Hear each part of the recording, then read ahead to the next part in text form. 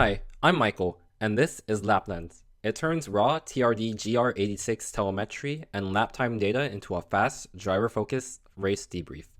This is my submission for the Hack to Track presented by Toyota GR, competing in the post-event analysis category.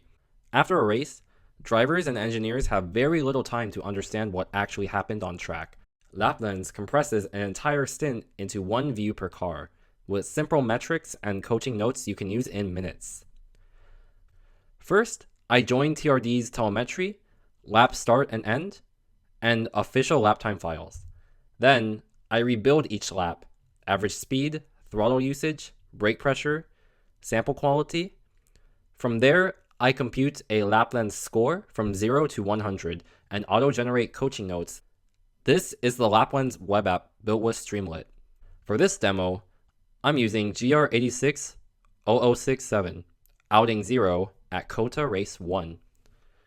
At the top, you get an instant summary, best LapLens lap, fastest official lap time, worst lap, and a driver consistency index on a 0 to 100 scale.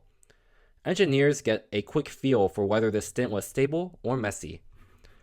The main table shows each lap of the stint. We combine TRD lap times with average speed, throttle, and front brake pressure from telemetry. The last column is the auto-generated coaching note.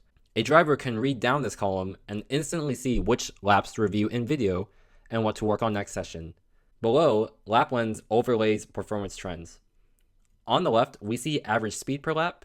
On the right, throttle and front brake usage.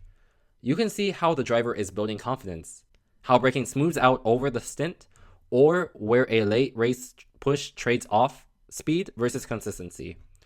Finally, this chart links LapLens score directly to official lap time. Points on the right and low are laps that are both fast and well driven.